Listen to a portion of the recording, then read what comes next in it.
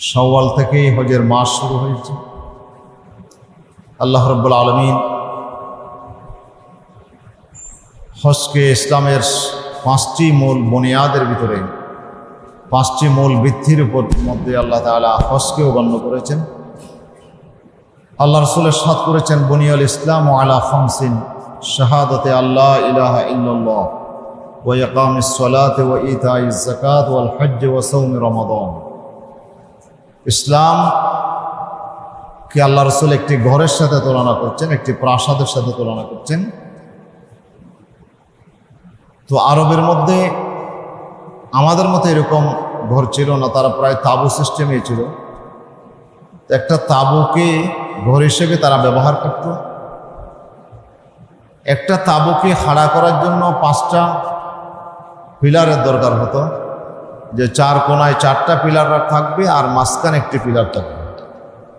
এই 5টা পিলার ছাড়া একটি ঘর বা একটা তাঁবু কখনো কল্পনা করা যায় না।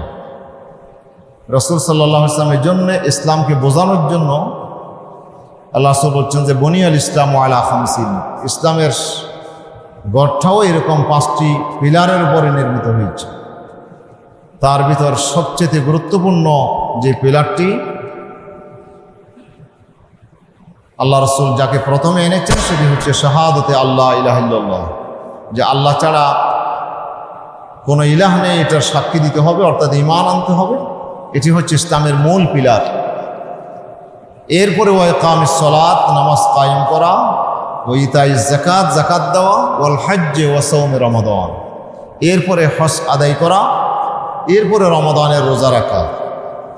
এই 5টা বিষয়কে আল্লাহ তাআলা পিলারের মর্যাদা দিয়েছেন। একটা ঘরের পিলারের যে মর্যাদা, এই 5টা ইবাদতের একই মর্যাদা ইসলামের মধ্যে।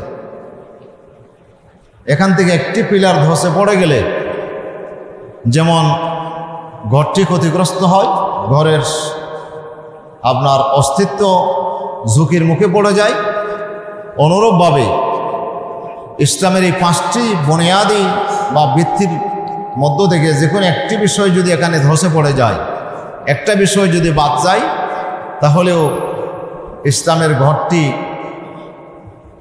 ঝুঁকিপূর্ণ হয়ে যাবে। এই কারণে এই রাসূল সাল্লাল্লাহু আলাইহি ওয়াসাল্লাম এই 5টি কাজকে ইসলামের মূল ফাউন্ডেশনের মধ্যে 5টি পিলারের ভিতরে আল্লাহ রাসূল গণ্য করেছেন। তাহলে 5টি মূল ভিত্তির ভিতরে 5টি রুকন থেকে একটি গুরুত্বপূর্ণ রুকন হচ্ছে হজ। আল্লাহর ঘরের হজ আদায় করা, এটাকে আল্লাহ তাআলা ফরজ করেছেন।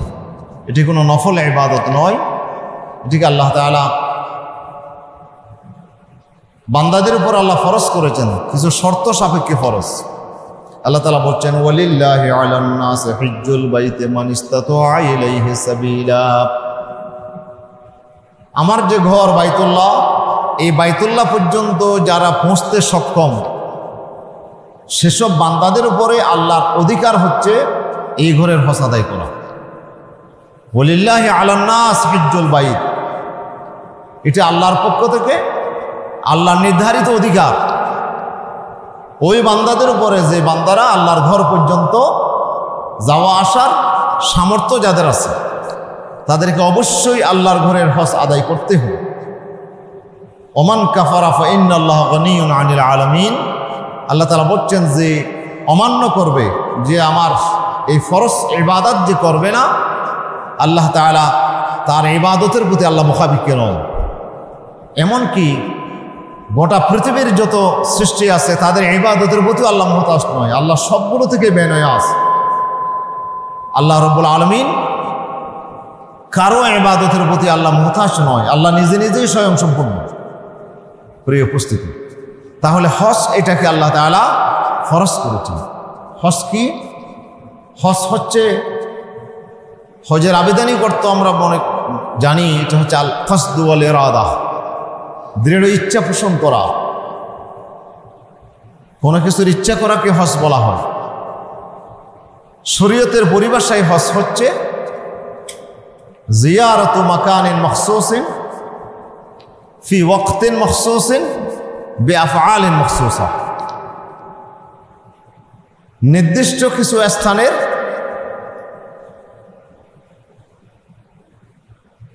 জিয়ারত করা নির্দিষ্ট সময়ের ভিতরে নির্দিষ্ট কাজের মাধ্যমে, যে কাজগুলো আল্লাহ তাআলা নির্ধারণ করেছেন সেই কাজগুলোর মাধ্যমে সেই নির্দিষ্ট আরকান হাকাম আদায় করে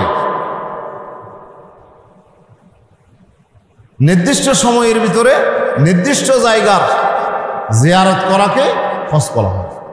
অর্থাৎ আল্লাহর ঘর এবং তার চতুষ্পার্শ্বে আল্লাহ তাআলা যে স্থানগুলো নির্দিষ্ট করে দিয়েছেন, যে আরাফা, মুজদালিফা, মিনা, সাফা, মারওয়া, এইসব জায়গাগুলো জিয়ারত করা নির্দিষ্ট সময়ের ভিতরে, যে জিলহজ মাসের 7 তারিখেই একজন হাজিকে চলে যেতে হয়, এরপরে 8 তারিখ মিনাতে থাকবে, 9 তারিখ আরাফার মাঠে যাবে, সেখান থেকে রাতেই চলে আসবে মুজদালিফায়, এবং সেখান থেকে মুজদালিফায় রাত কাটিয়ে সকালবেলায় মিনাতে চলে আসবে, এবং সেখান থেকে ওনারা কঙ্কর নিক্ষেপ করতে যাবে এবং এরপরে তারা আল্লাহর ঘরের তাওয়াফ করবে। এই যে কাজগুলো নির্দিষ্ট সময়ের ভিতরে, বলতে গেলে এই 8 তারিখ থেকে আপনার 13 তারিখ পর্যন্ত এই কয়েকটা হাতে গোনা দিন, এই দিনের ভিতরেই নির্দিষ্ট দিনের সময়ের ভিতরে হজ আদায় করতে হবে। প্রিয় উপস্থিতি, এই হজকে আল্লাহ তাআলা নিজের একটি অধিকার হিসেবে সাব্যস্ত করেছেন। কোন বান্দাদের উপরে? যাদেরকে আল্লাহ সামর্থ্য দিয়েছেন। এই হজ আল্লাহ তাআলা ফরজ করেছেন ওই সব বান্দাদের উপরে যারা সমস্ত প্রয়োজন মেটানোর পরে এই পরিমাণ সামর্থ্য তাদের আছে যে তারা আল্লাহর ঘর পর্যন্ত যাওয়া আসা করতে পারবে, রাস্তা নিরাপদ, এবং মহিলা হলে তার জন্য একটি আলাদা শর্ত যে তার সাথে একজন মুহরিম থাকতে হবে, মাহরম পুরুষ থাকতে হবে, অথবা তার স্বামী থাকতে হবে। স্বামী অথবা কোনো মাহরম পুরুষ যদি তার সাথে থাকে তাহলে সে হজে যেতে পারবে, শর্ত ফুলফিল হবে। প্রিয় উপস্থিতি, এই শর্ত যদি পাওয়া যায় একজন ব্যক্তির উপর আল্লাহ তাআলা হজ ফরজ করেছেন। হযরত আকরা বিন হাবিস রাদিয়াল্লাহু আনহু আল্লাহ রাসূলের কাছে প্রশ্ন করলেন। আল্লাহ রাসূল যখন বললেন ইন্নাল্লাহা কাতাবা আলাইকুমুল হজ্জা, আল্লাহ তোমাদের উপর হজ ফরজ করেছেন, তখন তিনি দাঁড়িয়ে বললেন যে ইয়া রাসূলুল্লাহ আফি কুল্লি আমিন, হজ কি প্রতি বছরেই ফরজ? আল্লাহ রাসূল বললেন যে তুমি এমন একটি প্রশ্ন করেছো, এখন যদি আমি একটু হ্যাঁ বলি লাওয়াজিবাত, একটু হ্যাঁ বললেই প্রত্যেক বছর হজ আদায় করে আমার উম্মতের উপর ওয়াজিব হয়ে যাবে। প্রিয় উপস্থিতি, আল্লাহ রাসূল বললেন না, হজ জীবনে একবারই ফরজ। যেহেতু আমাদের ইবাদতের কিছু সবব আল্লাহ তাআলা নির্ধারণ করেছেন, কিছু কারণ নির্ধারণ করেছেন, ওই সববগুলো যদি পাওয়া যায় মুসাব্বাবও পাওয়া যাবে। আল্লাহ তাআলা নামাজ ফরজ করেছেন সময়ের ভিত্তিতে। আল্লাহ বলেছেন ইন্নাস সালাতা কানাত আলাল মুমিনিনা কিতাবাম মাওকুতা, নির্দিষ্ট সময়ের ভিতরে আল্লাহ নামাজ ফরজ করেছেন। কোন সময়? আকিমিস সালাতা তরফাইন নাহারি ওয়া যুলাফাম মিনাল লাইল, আল্লাহ বলছে দিনের দুই পাশে এবং রাতের একটি অংশে আপনি নামাজ কায়েম করুন। এভাবে করে আল্লাহ নামাজের সময়গুলো কোরআন মাজিদে নির্ধারণ করে। আকিমিস সালাতা লিদুলুকিশ শামসি ইলা গাসাকিল লাইলি ওয়া কুরআনাল ফজরে ইন্না কুরআনাল ফজরে কানা মাশহুদা, আল্লাহ বলছে নামাজ কায়েম করো হে রাসূল যখন সূর্য ঢলে পড়বে, লিদুলুকিশ শামসি ইলা গাসাকিল লাইল, রাতের অন্ধকার পর্যন্ত, ওয়া কুরআনাল ফজরে, তাহলে রাত অন্ধকার হয়ে গেল একটা নামাজ, সূর্য ঢলে পড়লে আরেকটি নামাজ, 2 ওয়াক্ত বেলা ও কুরআনুল ফজরে, এবং বিশেষ করে ফজরের সময় নামাজ পড়তে হবে। এই 3টা সময় এক আয়াতে। আর এক আয়াতে আল্লাহ তাআলা তরফাইন নাহার, দিনের 2 পাশে বলছে, এক পাশে ফজর আর এক পাশে আসর, দিনের 2 পাশে 2টা। ওয়াজুলাফাম মিনাল লাইল, আবার রাতের কিছু অংশ, সেটা বলে মাগরিব থেকে এশা আল্লাহ তাআলা মুরাদ দিয়েছেন। এই আয়াতগুলোর ব্যাখ্যা করেছেন রাসূল সাল্লাল্লাহু আলাইহি ওয়াসাল্লাম হাদিস শরীফে। এই নামাজের সময়গুলো আল্লাহ তাআলা নির্ধারণ করে দিয়েছেন। এই সময় যখনই আসবে বান্দার উপরে তখনই নামাজ ফরজ। রোজার জন্য আল্লাহ তাআলা নির্দিষ্ট সময় ঠিক করেছেন, শাহরু রমাদান আল্লাযী উনজিলা ফীহিল কুরআন, হুদাল লিন-নাস ওয়া বায়্যিনাতিম মিনাল হুদা ওয়াল ফুরকান ফামান শাহিদা মিনকুমুশ শাহরা ফালিয়াসুমহু। রমজান মাসে কোরআন নাযিল হয়েছে। এই কোরআনের মাসে যেই পাবে তাকে অবশ্যই রোজা রাখতে হবে। এই রমজানকে আল্লাহ তাআলা সওয়াব নির্ধারণ করেছেন রোজার জন্য। এই জন্য রমজান যখনই আসবে বান্দার উপর রোজা ফরজ হয়ে যাবে। আকরা ইবনে হাবিস মনে করছিল হজের সওয়াব মনে হয় সময় জিলহজ মাস। জিলহজ মাস যখনই আসবে তখনই কি আমাদের হজ করতে হবে? আল্লাহ রাসূল বলছেন না, হজ এটি শারীরিক ইবাদত, পাশাপাশি আবার মালি ইবাদত। এটি আর্থিক সামর্থ্য লাগবে, দুইটা একসাথে। কিছু ইবাদত শুধু শারীরিক, নামাজ আর রোজা, এই দুইটা হচ্ছে শারীরিক ইবাদত। এখানে অর্থের কোনো যুগ নাই। অর্থ না থাকলেও একজন মানুষকে নামাজ আর রোজা আদায় করতে হবে। আর যাকাত হচ্ছে মালি ইবাদত, অর্থনৈতিক ইবাদত। টাকা পয়সা থাকলে যাকাত ফরজ। আর হজ এখানে দুটা ইবাদত একসাথে, যে একদিকে শারীরিক ইবাদত, শারীরিক কসরত করতে হবে, তওয়াফ করতে হবে, সাই করতে হবে, ওকুফের জন্য যাইতে হবে, এরপরে খঙ্কর মারতে হবে, এখানে শারীরিক কসরত আছে। আবার মালি টাকা পয়সার খরচ আছে, যাওয়া আসা অনেক টাকা খরচ। এই জন্য দুই প্রকারের ইবাদত হজের ভিতরে আল্লাহ তাআলা একত্রিত করে দিয়েছেন। এই জন্য হজের একটি আলাদা গুরুত্ব। প্রিয় উপস্থিতি, এই কয়েক প্রকারের ইবাদত হযরত আকরা বিন হাবিস মনে করছিল হজের সওয়াব মনে হয় জিলহজ মাস। হজের মাসগুলো আসলেই মনে হয় হজ আদায় করতে হবে। রাসূলুল্লাহ বলছেন না, হজের সওয়াব হচ্ছে আল্লাহর ঘর। আল্লাহর ঘর আছে বলেই পৃথিবীতে আল্লাহ তাআলা হজ ফরজ করে দিয়েছেন বান্দাদের উপর। এই জন্য আল্লাহর ঘরের আসা যাওয়ার সামর্থ্য যাদের থাকবে তাদের উপরে হজ ফরজ হয়ে যাবে। এই জন্য আল্লাহর ঘর যেহেতু একটা, জীবনে হজ ফরজ হবেও একবার, এবং এই একবার হজ অবশ্যই আদায় করতে হবে ওই বান্দাদের উপরে যাদের উপর আল্লাহ তাআলা সামর্থ্য দিয়েছেন। যাদেরকে হাদিসে কুদসিতে আল্লাহ তাআলা বলছেন,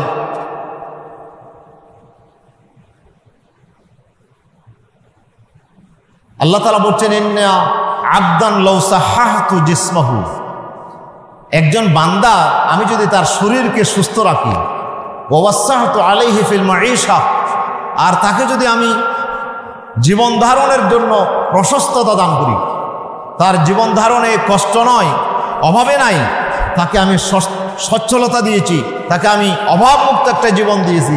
ওয়াসাহতু আলাইহি ফিল মাঈশা, আমি তাকে তার জীবন ধারণে তাকে প্রশস্ততা দিয়েছি। আল্লাহ তাআলা বলছেন তামদি আলাইহি খামসাতু আওয়াম, 5 বছর তার উপর যদি অতিবাহিত হয়, এই অবস্থায় লা ইয়াফিদু ইলাইয়া, 5 বছরের ভিতরেও যদি সে আমি আল্লাহর ঘরের জিয়ারত করার জন্য সে যদি চলে না আসে, লামাহরুমুন, আল্লাহ তাআলা বলছে সে হবে বঞ্চিত। সে আমার নিয়ামত থেকে, আমার রহমত থেকে, আমার জান্নাত থেকে, আমার ইমানের দৌলত থেকে সে বঞ্চিত হয়ে যাবে। সেই জন্য আল্লাহ রাসূল আরেক হাদিসে বলেছেন যে হজ সামর্থ্যবান, আল্লাহর ঘর পর্যন্ত যাওয়া আসার সামর্থ্য থাকার পরেও যে হজ আদায় করলো না, রাসূলুল্লাহ বলছেন ফালিয়ামুত ইনশা ইহুদিয়ান ওয়া ইনশা নাসরানিয়া, তার ইচ্ছা সে ইহুদি হয়ে মারা যাক অথবা খ্রিস্টান হয়ে মারা যাক, আমি রাসূল তার ইমানের আপনার ব্যাপারে আমি রাসূল তার জিম্মাদার হব না। সে ইমান অবস্থায় সে কি ইহুদি হয়ে মরে না খ্রিস্টান হয়ে মরে, সেই যে ইমান হারা হয়ে মরবে এতে সমূহ সম্ভাবনা আছে। আল্লাহ রাসূল যখন বলছেন ইমান হারা হবে, তাহলে সেই লোকটা ইমান নিয়ে মরার কোনো সম্ভাবনা নেই। যেই ব্যক্তি সামর্থ্য থাকার পরেও হজ করলো না, এই হজ অবশ্যই আদায় করতে হবে। এটা আল্লাহ তাআলা ফরজ করে দিয়েছেন। নামাজ যেমন ফরজ, হজ আদায় করাও ফরজ। কিন্তু আমাদের দেশে হজ আদায় করার জন্য মনে করে যে না, জোয়ান হালে তো হজ কেমনে ফরজ হবে, জোয়ান হালে না, গোড়া হালে হজ করুন। আপনার উপর জোয়ান অবস্থায় যদি হজ ফরজ হয়ে যায়, আপনি বৃদ্ধাবস্থা পর্যন্ত আপনি এতদিন দেরি করবেন না? দেরি করার কোনো সুযোগ নেই। হজ কি তাড়াতাড়ি করতে হবে আদায়, নাকি দেরিতে করতে হবে? এই ব্যাপারে ইমামদের ইখতিলাফ। যে রাসূল সাল্লাল্লাহু আলাইহি সাল্লামের উপরে আল্লাহ তাআলা যে বছর হজ ফরজ করেছেন 9ম হিজরিতে, সে বছর আল্লাহ রাসূল হজে যান নাই। আল্লাহ রসুল প্রথম ডেলিগেট পাঠালেন হযরত সিদ্দিক আকবর রাদিয়াল্লাহু আনহুকে আমিরুল হজ বানায়া একটা প্রতিনিধি দল আরফার মাঠে পাঠিয়েছিলেন। নবম হিজরিতে হজ ফরজ হয়েছে, সে বছর আল্লাহ রসুল হজে যান নাই। আল্লাহ রসুল গিয়েছেন দশম বর্ষে, দশম হিজরিতে, এবং এটা আল্লাহ রসুলের জীবনের প্রথম হজ, এবং এটা আমার রসুলের সর্বশেষ বিদায়ী হজ। এরপর আল্লাহ রসুল আর বেঁচে থাকেন না, এটা আল্লাহ রসুলের জীবনের শেষ আমল। হজ থেকে আসার পরে মাত্র 83 দিন আল্লাহ রসুল সাল্লাল্লাহু আলাইহি ওয়াসাল্লাম বেঁচে ছিলেন। মদিনায় আসার পরে আল্লাহ রসুল জিলহজ মাসে হজ করে রসুল্লাহ আসছেন। এরপরে মহরম, সফর, রবিউল আউয়ালের 12 তারিখ আল্লাহ রসুলের ইন্তেকাল। প্রিয় উপস্থিতি, এই মাত্র এই 3 মাসের কাছাকাছি সময় আল্লাহ রসুল হজের পরে বেঁচেছিলেন। হজটা হচ্ছে আল্লাহ রসুলের জীবনের সর্বশেষ আমল। এরপরে আর কোনো হাকাম রসুলের উপর আসে নাই। এই বিদায় হজের দিনে আল্লাহ তাআলা এমন একটা আয়াত আমার নবীর উপর নাজিল করেছেন, যে আয়াত পৃথিবীর কোনো উম্মত পাই নাই। সুবহানাল্লাহ, কোন নবীর উম্মত এই আয়াত পাই নাই। লক্ষ লক্ষ পয়গম্বর পৃথিবীতে আসছে, ওদের কাছে আল্লাহ তাআলা হেদায়েত দিয়েছেন, নিয়ামত দিয়েছেন, বিধান দিয়েছেন, কিন্তু এই বিধান, এই হুকুম আল্লাহ দেয় নাই। সেটা কি? যে আমি আমার বিধানকে পরিপূর্ণ করে দিলাম, এই হুকুমটা, এই নিয়ামতটা আল্লাহ তাআলা কোনো জাতিকে শোনায় নাই। সুবহানাল্লাহ, আদম আলাইহিস সালাম থেকে ঈসা রুহুল্লাহ পর্যন্ত কোনো পয়গম্বর উম্মতকে আল্লাহ এই নিয়ামত দেয় নাই। সেজন্য ইহুদিদের বড় বড় কিছু আলেম হযরত ওমরের কাছে আসছে, এসে বলছে, আমিরুল মুমিনিন, আপনাদের কাছে যে আয়াত আল্লাহ তাআলা দিয়েছেন, এটা যদি আমরা পাইতাম, আমরা সেদিনকে উৎসবের দিন হিসাবে আমরা গ্রহণ করতাম, আমরা সেটাকে ঈদের দিন হিসাবে গ্রহণ করতাম। বলে কোন আয়াত? বলে আয়াতটা হচ্ছে আল ইয়াউমা আকমালতু লাকুম দীনাকুম ওয়া আতমামতু আলাইকুম নি'মাতি ওয়া রাদিতু লাকুমুল ইসলাম দীনা। আল্লাহ তাআলা বলছে যে আজকের এই বিদায় হজের দিনে হে রাসূল, আমি তোমাদের জন্য যে দিন আমি পাঠানো শুরু করছিলাম, আজকে আমি পরিপূর্ণ করে দিলাম। আমার বিধানকে, আমার শরীয়তকে আজকে তোমাদের জন্য পরিপূর্ণ করে দিলাম। ওয়া আতমামতু আলাইকুম নি'মাতি, আমার নিয়ামতকে আজকে সমাপ্ত করে দিলাম। ওয়া রাদিতু লাকুমুল ইসলাম দীনা, এবং এই পরিপূর্ণ জীবন ব্যবস্থা, ইসলামকেই আমি তোমাদের জন্য জীবন ব্যবস্থা হিসেবে পছন্দ করেছি। সুবহানাল্লাহ, আমি এটাকে মনোনীত করেছি তোমাদের জন্য, এইটার উপরে আমি রাজি। এই ইসলাম পালন করলে আমি তোমাদের উপর রাজি, আজকে ঘোষণা দিয়ে দিলাম। আর আমার ইসলামকে বাদ দিয়ে যেসব মন্ত্রতন্ত্র, যেসব মতবাদের পিছনে তোমরা ঘুরবে, জীবন শেষ হয়ে যাবে, কিন্তু সেই মতবাদ আল্লাহ দরবারে কবুল হবে না। ইসলাম পরিপূর্ণ। ইসলাম, আমাদের নেতারা যখন রবিউল আউয়াল আসে, তখন খুব সুন্দর সুন্দর ডায়লগ আমরা শুনি তাদের মুখ থেকে, বলি ইসলাম তো কমপ্লিট কোড অফ লাইফ, ইসলাম পরিপূর্ণ জীবন ব্যবস্থা। জানাজার মাঠে গেলে ওনারা বলে, ঈদের মাঠে গেলে বলে যে ইসলাম পরিপূর্ণ জীবন ব্যবস্থা, ইসলামে সব আছে, কিন্তু সব আছে, কিন্তু ওনারা কিন্তু ইসলামের কাছে যেতে চায়নি। ইসলামে যদি সব থাকে, আপনি শিক্ষানীতি নেবেন অন্য মতবাদ থেকে কেন? আপনি বাণিজ্য নীতি কেন আরেক মতবাদ থেকে নেবেন? আপনি কেন সুদী লেনদেন করবেন? কেন বাংলাদেশে সুদী ব্যাংক চলে? ইসলামে কি সুদের কোনো অনুমতি আছে? ইসলামেও তো অর্থনৈতিক ব্যবস্থা আছে। ইসলামের যে অর্থ ব্যবস্থা, সেটা আপনি গ্রহণ করলেন না, আপনি সুদকে আপনি গ্রহণ করলেন অর্থ ব্যবস্থা হিসাবে। আর আপনি ইসলামের নেতৃত্বের যে মডেল আল্লাহ তাআলা স্থাপন করেছেন, রাজনীতির যে কাঠামো ইসলাম দিয়েছে, এই যে ইসলামের সংস্কৃতি, ইসলামের যেই রোলগুলো, আপনি সব বাদ দিলেন। আর শুধু রবিউল আউয়াল আসলে একটা ডায়লগ চাললেন যে ইসলাম কমপ্লিট কোড অফ লাইফ, যে ধোঁকাবাজি ছাড়া আর কিছু না। ওনারা যখন আবার মন্দিরে যায়, ওনারা যখন আবার গির্জায় যায়, যীশু খ্রিস্টের জন্মদিনে যখন যায়, বলে না যীশু ছাড়া মুক্তির কোনো রাস্তা নাই, যীশু দরকার। আবার যখন ওই আপনার হিন্দুদের উৎসবে যখন যায়, ভগবান, হ্যাঁ ভগবান, ভগবানের অনেক কিছু করার আছে, ভগবানের প্রতি তারা আবার আস্থা বিশ্বাস প্রকাশ করে। নাউজুবিল্লাহ, এরা কি কোন জাতের মুসলমান আল্লাহ ভালো জানে। এরা মুসলমানের কাছে আসে, মুসলমানদেরকে ধোঁকা দেয়। আর ওদের কাছে গেলে তোমরা তো হ্যাঁ শান্তির ধর্ম, যে তোমরা খুব শান্তিতে আসো, এই ধরনের অনেক কথাগুলো আমরা শুনি। এগুলো হচ্ছে কি আসলে ধোঁকাবাজি, জাতিকে ধোঁকা দেওয়া। আল্লাহ তাআলা বলছেন, ইউখাদিউনাল্লাহ ওয়াল্লাযীনা আমানু ওয়া মা ইয়াখদাউনা ইল্লা আনফুসাহুম ওয়া মা ইয়াশউরুন। ওরা আসলে আল্লাহ এবং মুমিনদেরকে তারা ধোঁকা দিতে চায়, কিন্তু আসলে আল্লাহকেও ধোঁকা দেওয়া সম্ভব না, আর ইমানদারদেরকেও ধোঁকা দেওয়া সম্ভব না। ইমানদাররা খুব ভালো করে চিনি ওরা যে বড় ধোঁকাবাজ। আসলে তারা ধোঁকা দিচ্ছে নিজেদেরকে। ওয়া মা ইয়াখদাউনা ইল্লা আনফুসাহুম ওয়া মা ইয়াশউরুন। তারা আসলে বুঝতেছে না ধোঁকা তারা নিজেরাই নিজেদেরকে দিচ্ছে।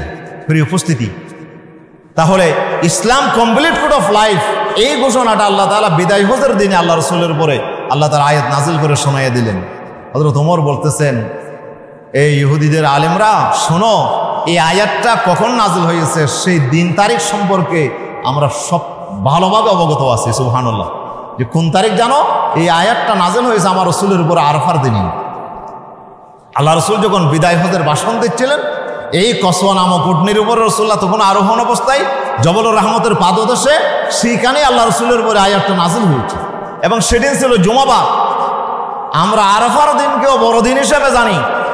সেদিন একটা দিন আল্লাহ রসুল বলছেন, মান সামা ইয়াউমা আরাফা আহতাসিবু আলাল্লাহি ইউকাফিরু আস-সানাতাল্লাতী ক্বাবলা ওয়াস-সানাতাল্লাতী বা'দা।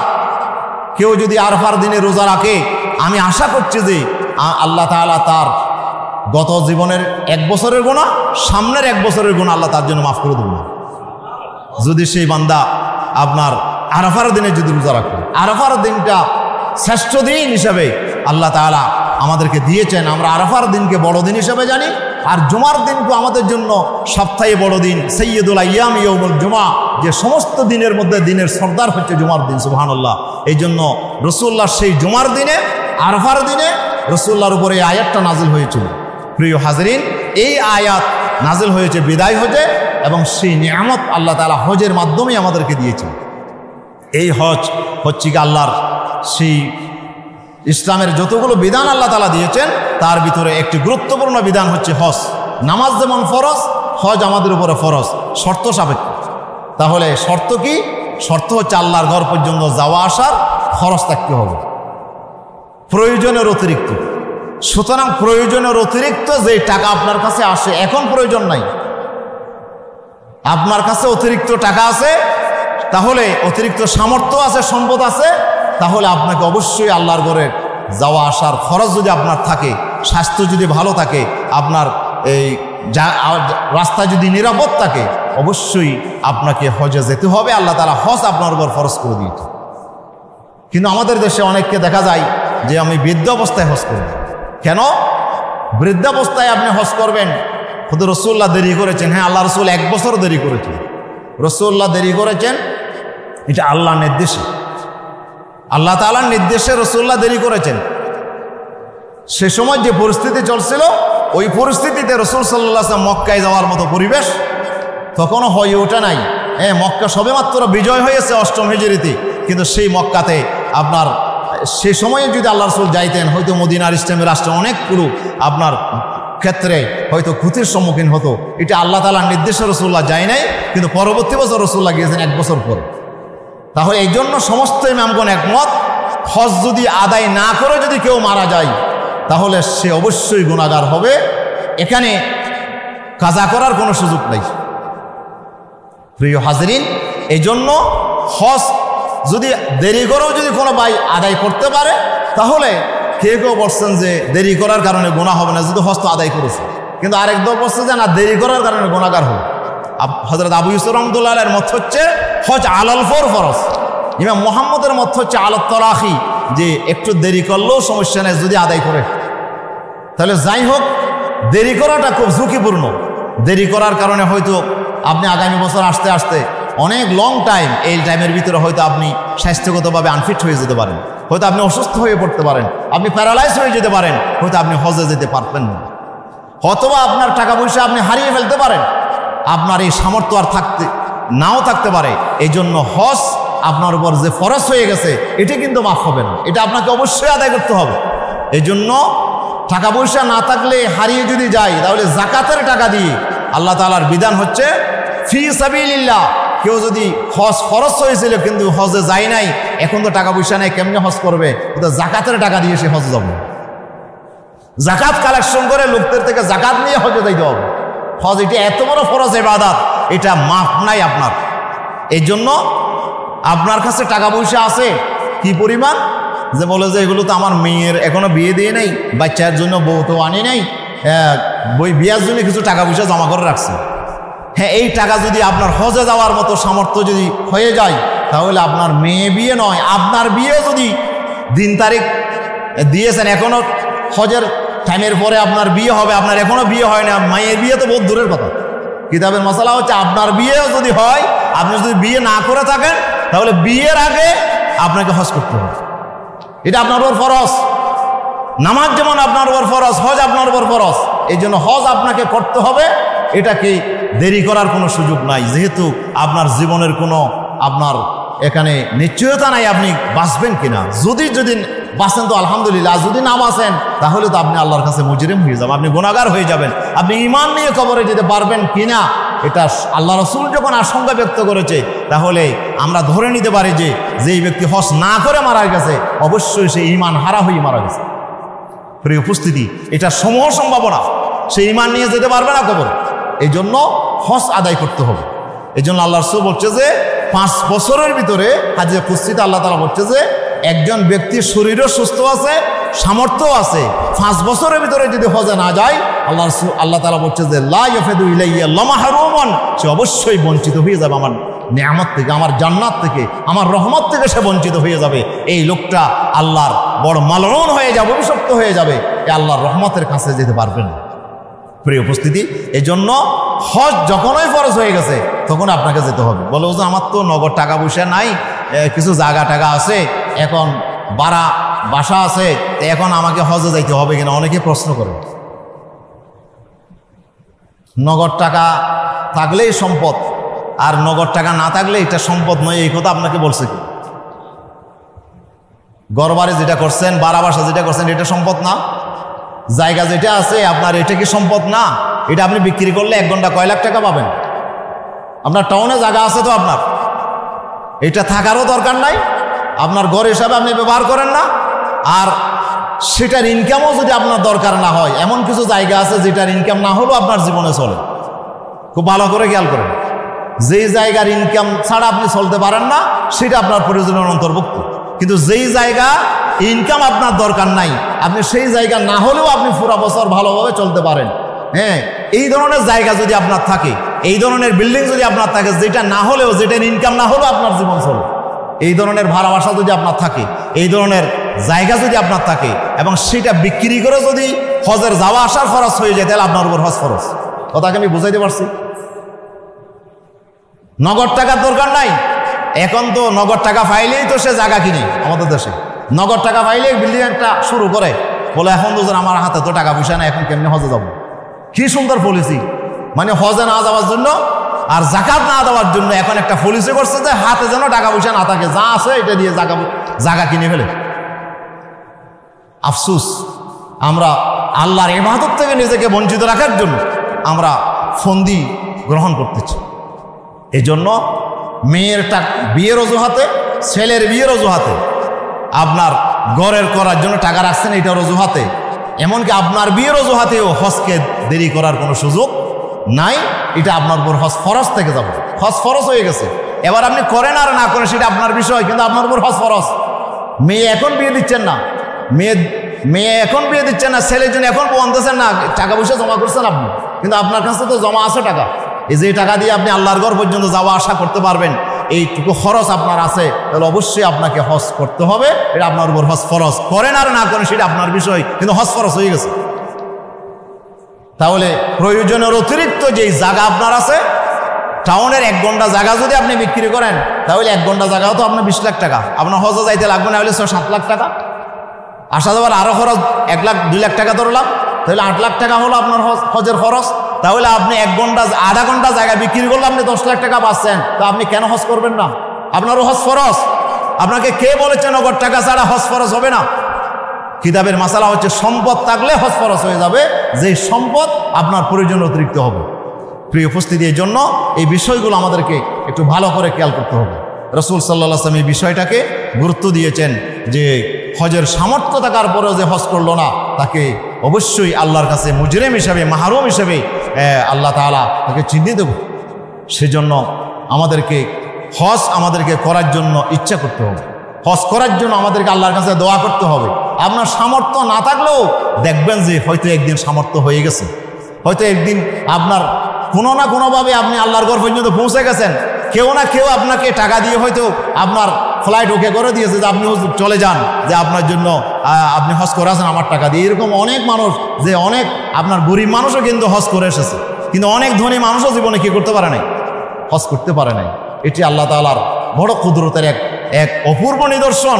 আল্লাহ যে মহা কুদরতওয়ালা, এই আল্লাহ রাব্বুল আলামিন যাদেরকে হজ করার জন্য আল্লাহ তাআলা যাদেরকে কবুল করেছেন তারা নিঃসন্দেহে ভাগ্যবান। এই জন্য আমাদের ভিতরে যারা হজ করেছেন আলহামদুলিল্লাহ ওনারা সত্যি ভাগ্যবান। আর যারা করতে পারেন নাই কিন্তু হজ ফরজ হয়ে গেছে, আমি যদি এখন বলি যে আপনারা কে কে হজ করেন না একটু হাত তুলেন, তুলে দেখবি যে আমরা অনেক ভাই এখানে হজ করিনি, কিন্তু তাদের সামর্থ্য আছে। কিন্তু ওনারা সামর্থ্য থাকার পরেও হজে যায় নাই, ওনারা নিঃসন্দেহে ঈমান নিয়ে যেতে পারবে না কোনো। ঈমান হারা হয়ে আপনাকে যেতে হবে, আর ঈমান হারা হয়ে যাওয়া মানে হচ্ছে সোজা জাহান্নামে চলে যাওয়া। এই জন্য আপনাকে সিদ্ধান্ত নিতে হবে হজ আপনাকে করতেই হবে। বলে হুজুর করবো তো হজ, ঠিক আছে, কিন্তু হজ রাখতে পারবো নি। এখন হজ করলে তো বলে হুজুর বাজারে যাইতে পারে না, হ্যাঁ হজ করলে বিয়ে শাদিতে যাইতে পারে না। এখন আমি এখনো ফুয়া বয়স, এখনো অল্প বয়স, এখন আমার দিন খালা অনেক পরে আছে, এখন যদি আমি বাজারে না যাই, হ্যাঁ দুনিয়াদারি ব্যবসা বাণিজ্য যদি না করি আমি কেমনে চলবো? তাই এখন হজ করে তো আমি ভঙ্গ হয়ে যাব। আপনাকে কে বলছে যে হজ করলে বিয়ে শাদী করা যায় না, হজ করে অনুষ্ঠানে যাওয়া যায় না, হজ করলে আপনি ব্যবসা করতে পারবেন না, এই কথা আপনাকে কে বলছে? আমরা কিন্তু শুটিং মশলাটা না জানলেও কিন্তু ভুল মশলা কিন্তু অনেকে জানে।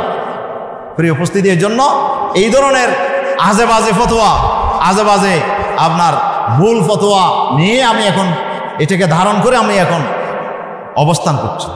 নাউজুবিল্লাহ মিন যালিক। এই জন্য আমাকে সঠিক মশলাটা জেনে নিতে হবে যে আপনার হজ আপনাকে তো নামাজ যখন ফরজ হয়ে গেছে, এটা যেমন আপনাকে জোয়ান অবস্থায় পড়তে হয়, বুড়ো অবস্থায় পড়তে হয়, হজের সামর্থ্য যখনই আপনার ভিতরে চলে আসছে, সামর্থ্য আল্লাহ তাআলা দিয়েছেন পরীক্ষা করার জন্য। আল্লাহ চাইলে তো আপনাকে বৃদ্ধাবস্থায় সামর্থ্য দিতে পারতেন। আল্লাহ আপনাকে যখন জোয়ান অবস্থায় সামর্থ্য দিয়েছে, তাহলে আল্লাহ আপনাকে এখন থেকে পরীক্ষা করছেন আপনি আল্লাহর ঘরের হজ আদায় করেন কিনা। আপনার উপর এখন ফরজ, এই জন্য আপনি দেরি করা মানেই হচ্ছে যে আপনি ঝুঁকির মুখে পড়ে যাওয়া। আপনি জাহান্নামের টিকিট কিনে জাহান্নামে রওনা দেওয়ার জন্য আপনি হয়তো প্রস্তুতি নিয়েছেন। প্রিয় উপস্থিতির জন্য যে যাই বলুক, বলে এখনো আমাকে বাবা অনুমতি দিচ্ছে না হজ করার জন্য, মা অনুমতি দিচ্ছে না। ফরজ নামাজের জন্য অনুমতি লাগে নাকি? ফরজ নামাজের জন্য বাবা মার অনুমতি লাগে? বলেন না, আব্বা আমি একটু ফরজ নামাজ পড়তে যাবো, একটু জমাতে যাবো, আপনার অনুমতি চাই। অনুমতি নিছেন নাকি আপনারা? তো ফরজের জন্য কি অনুমতি?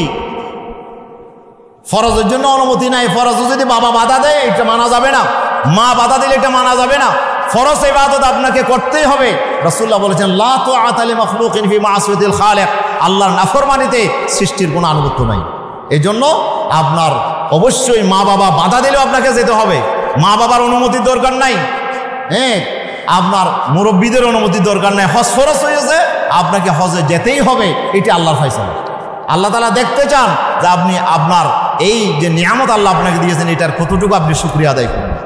প্রিয় উপস্থিতি, এই জন্য আমাদেরকে আজকে প্রথম মাসালা যেটি জানলাম যে হজ কার উপরে ফরজ, কখন করতে হবে।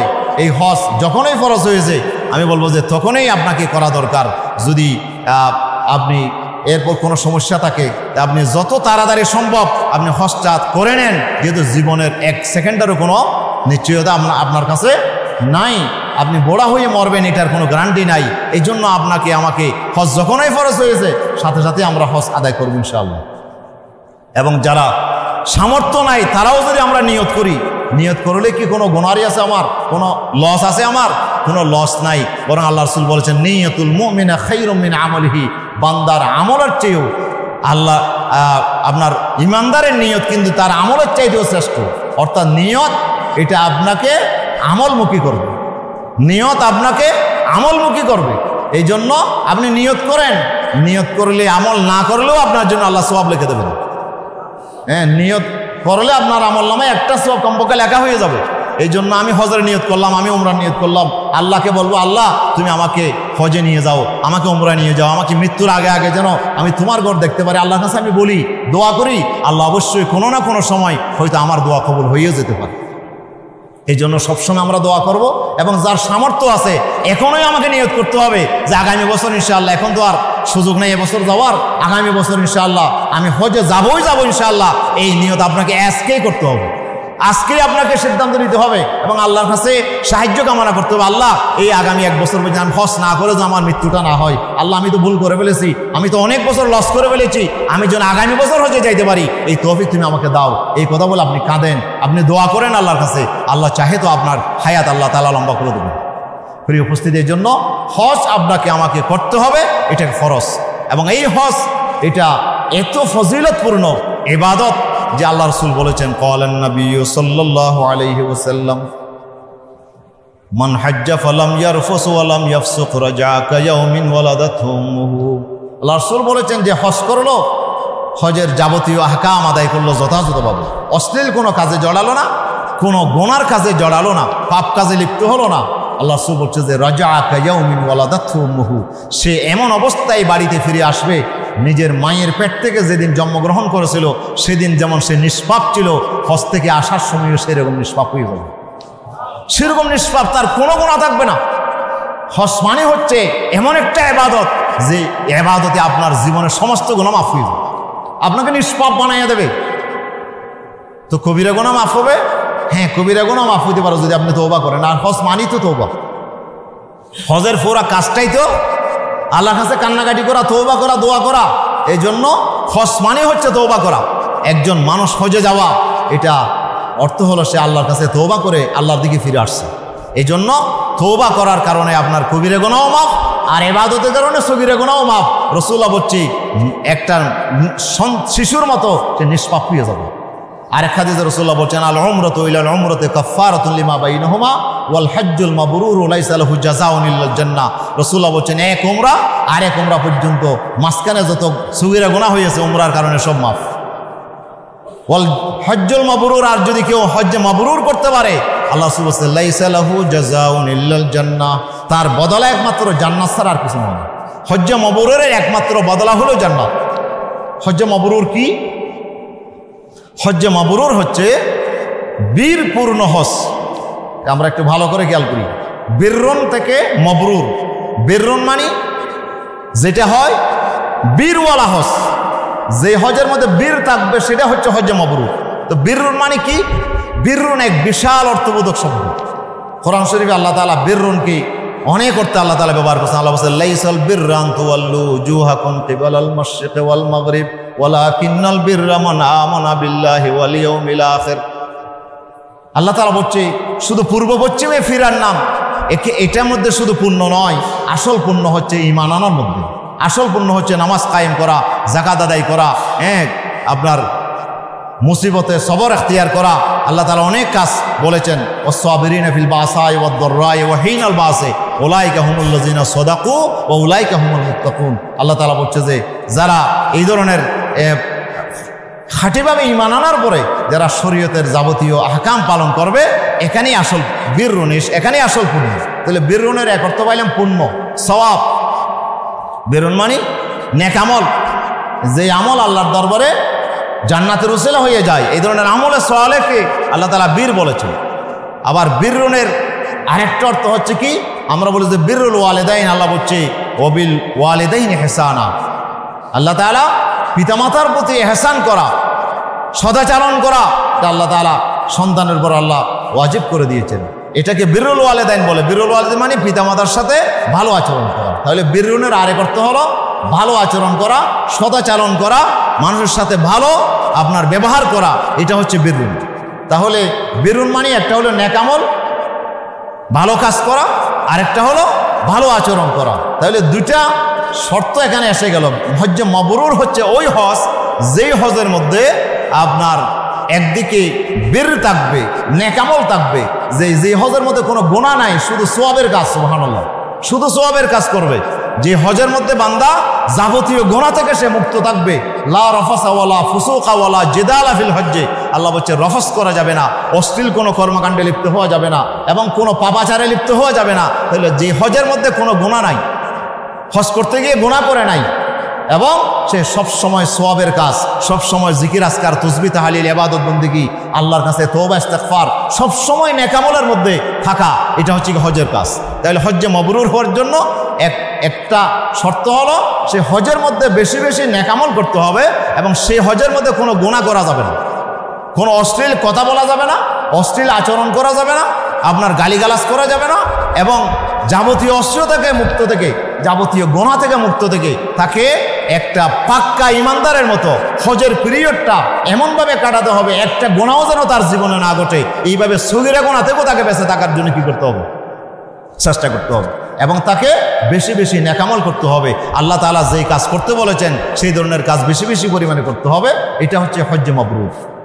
2 নম্বর শর্ত হলো হজ্জে মাবরুরের জন্য ইহসান করা, অর্থাৎ হজ্জে মাবরুর মানে হচ্ছে আপনার আরেক ভাইয়ের সাথে ভালো আচরণ করা। কোটি কোটি মানুষের ভিতরে আল্লাহ লক্ষ লক্ষ মানুষকে বাছাই করে আল্লাহ তাআলা হজের মাঠে এনেছেন। একজন এক এক প্রান্তে, সুবহানাল্লাহ, একজন এক এক ভাষায় কথা আমি আল্লাহ গ্রহণ করলাম, সুবহানাল্লাহ। এই ইব্রাহিম আলাইহিস সালাম যে হজের আহ্বান করছিলেন, এই আহ্বানটা আল্লাহ গোটা পৃথিবীতে ছড়িয়ে দিয়েছেন। সারা দুনিয়ার মানুষের কাছে আল্লাহ তাআলা তাদের কানে কানে পৌঁছে দিয়েছেন এই আহ্বান। এমনকি রূর জগতে আমরা যারা ছিলাম, সেখানে রূর জগতে যারা ইব্রাহিম আলাইহিস সালামের ডাক যারা শুনেছে, শোনার পরে যারা লব্বাইক বলেছে, কিতাবে লেখা হচ্ছে যে ওদের জন্য জীবনে তাদের জন্য আল্লাহ তাআলা হজ তাদের জন্য নসিব হয়ে যাবে। যারা ওখানে একবার লব্বাইক বলেছে তারা একবার হজ করতে পারবে, যারা একাধিকবার লব্বাইক বলেছে তারা একাধিকবার হজ করতে পারবে। সুতরাং ইব্রাহিম আলাইহিস সালামের ডাকে আমরা যারা সাড়া দিয়ে লব্বাইক বলেছি, তারাই শুধু লব্বাইক বলে এই তলবিয়া পড়ে পড়ে তারা হজ আদায় করতে পারবে। প্রিয় উপস্থিতি, সত্যিই যারা এই সুযোগ পেয়েছেন তারা নিঃসন্দেহে ভাগ্যবান। আমাদের ভিতরে এই ভাগ্যবান যারা, তারা আল্লাহ তাআলার কাছে এত প্রিয় যে আল্লাহ তার কাছে তারা যা দোয়া করবে আল্লাহ তাআলা সেই দোয়া কবুল করবেন ইনশাআল্লাহ। যে শুধু হাজিদের দোয়া নয়, আল্লাহ রাসূল বলেছেন আল্লাহুম্মা গফির লিল হাজ্জি ওয়া লিমান ইস্তাগফারা লাহুল হাজ। আল্লাহ তুমি হাজিদের গুনাহ মাফ করো, আর হাজিরা যাদের জন্য গুনাহ মাফ চায় তাদের গুনাহ মাফ করো। এই জন্য আল্লাহর ঘরের মেহমান যারা, ওনারা যাদের জন্য দোয়া করে এই দোয়াও আল্লাহ কবুল করেন, আল্লাহ তাআলা ফেরত দেন না। এই জন্য আমাদের ভিতরে যারা হজে যাওয়ার ইরাদা করেছেন তাদের কাছে আমরা দোয়া চাই যে ওনারা নিজেদের জন্য করবেন, আমাদের জন্য দোয়া করবেন এবং গোটা উম্মতের জন্য ওনারা দোয়া করবেন ইনশাআল্লাহ। আর বিশেষ করে আরাফার ময়দানটা হচ্ছে কি দোয়ার ময়দান। আল্লাহ সব হচ্ছে খাইরুদ দোয়া দোয়া ইয়াউমি আরাফা, যে আরাফার দিনের দোয়া হচ্ছে শ্রেষ্ঠ দোয়া, এর চাইতে আর কোনো শ্রেষ্ঠ দোয়া নাই। এই আরাফার দিনে এটা সরাসরি দোয়া কবুল হয়ে যায়। এই দোয়ার সময় যেন আমরা মিস না করি। আমাদের যেসব ভাইয়েরা হজে যাওয়ার জন্য ইরাদা করেছেন তারা নিঃসন্দেহে ভাগ্যবান। আর যারা আমরা সামর্থ্য থাকার পরে এখনও হজ করতে পারি নাই, আমি বলবো যে আজকেই আমরা নিয়ত করি যে আমাকে অবশ্যই হজে যেতে হবে, যে আগামী বছর ইনশাআল্লাহ আমরা হজে যাব। এই ইরাদা আমরা করি। আল্লাহ তাআলা আমাদেরকে তৌফিক দান করুন, আমিন।